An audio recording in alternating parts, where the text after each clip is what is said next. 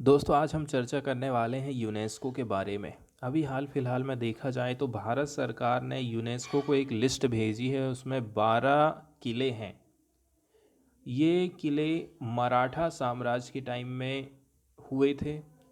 उस समय में कैसे करके ये लड़ाई लड़े हैं मराठा साम्राज्य ने, इनके बारे में काफ़ी सारी जानकारी इन किलों से हमें हासिल होती है। तो भारत ने 12 किलों को नामांकित किया है कि यूनेस्को अब इनको वर्ल्ड हेरिटेज साइट के रूप में घोषित करें।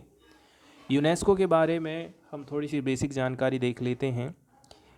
यूनेस्को जिसका पूरा नाम है United Nations Educational Scientific and Cultural Organization, ये एक स्पेशलाइज्ड एजेंसी मानी जाती है यूनाइटेड नेशंस की। इसके माध्यम से, ठीक है, ये क्या है ना, पीस को बिल्ड करने का काम करती है। International cooperation in education, science and culture के माध्यम से दुनिया में कुल मिलाकर के शांति स्थापित करने का इसका काम है। It is also a member of United Nations sustainable development group, UNSDG का भी ये एक हिस्सा है, जो कि कोएलिशन माना जाता है यूएन एजेंसीज का। मतलब इसमें कौन कौन शामिल, यूनाइटेड नेशंस की एजेंसीज, ऑर्गेनाइजेशंस भी शामिल हैं, ताकि सस्टेनेबल डेवलपमेंट गोल हासिल किए जा सके। यूनेस्को का हेडक्वार्टर लोकेटेड है पेरिस में and the organization has more than 50 field offices around the world. पूरी दुनिया भर में 50 से भी ज़्यादा इसके फील्ड ऑफिसेस बनाए गए हैं। इसके मेंबर कंट्रीज़ की बात करें तो 193 हैं एंड 11 एसोसिएट मेंबर हैं, यदि हम अप्रैल 2020 तक के डेटा को देखें। एंड इसको गवर्न किया जाता है general conference and executive board के माध्यम से। 3 यूनेस्को के मेंबर ऐसे हैं जो कि यूनाइटेड नेशंस के मेंबर नहीं हैं। ये सबसे इम्पॉर्टेंट चीज़ है हमारे लिए, cook island, new and Palestine.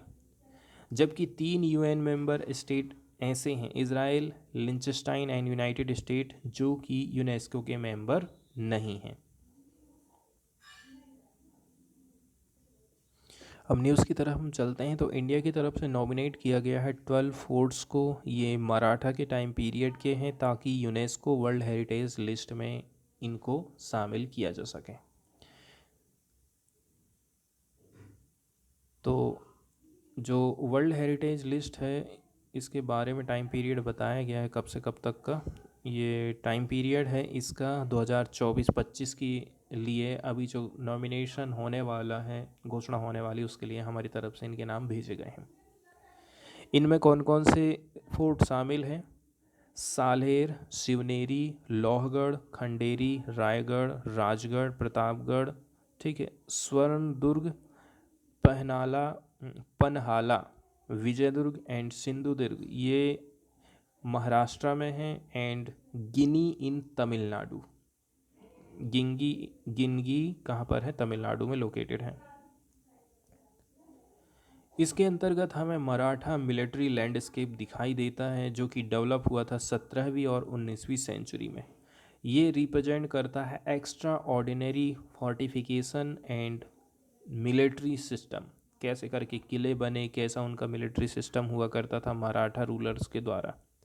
ये जो एक्स्ट्रा ऑर्डिनरी नेटवर्क हमको दिखाई देता है फोर्ट्स का, यहाँ पर अलग अलग राजा हुए, अलग अलग कहना चाहिए सैनिकों में हमें लेवल हुआ करते थे, स्केल हुआ करते थे, अलग अलग टाइपोलॉजिकल फीचर्स रहे हैं। मतलब किले भी अलग अलग टाइप से हमको देखने को मिलते हैं, अलग अलग ट्रेन है, फिजिकोग्राफिक कैरेक्टरिस्टिक इनका अलग है। यदि हम कुछ सह्याद्री माउंटेन में है, कुछ कोंकण कोस्ट में है, कोई डेक्कन प्लेटू में है, कोई ईस्टर्न घाट में है, कोई इंडियन पेनिसुला में है। कुल मिलाकर के ये अलग अलग जगह डाइवर्स जियोग्राफिकल एरिया में फैले हुए हैं, अलग अलग फिजियोग्राफिक रीजन में देखने को मिल जाते हैं। और ये स्ट्रेटजिक मिलिट्री पावर को बताते थे मराठा रूलर्स को, ऐसा कहना है यूनियन कल्चर मिलिट्री का मंडे के दिन।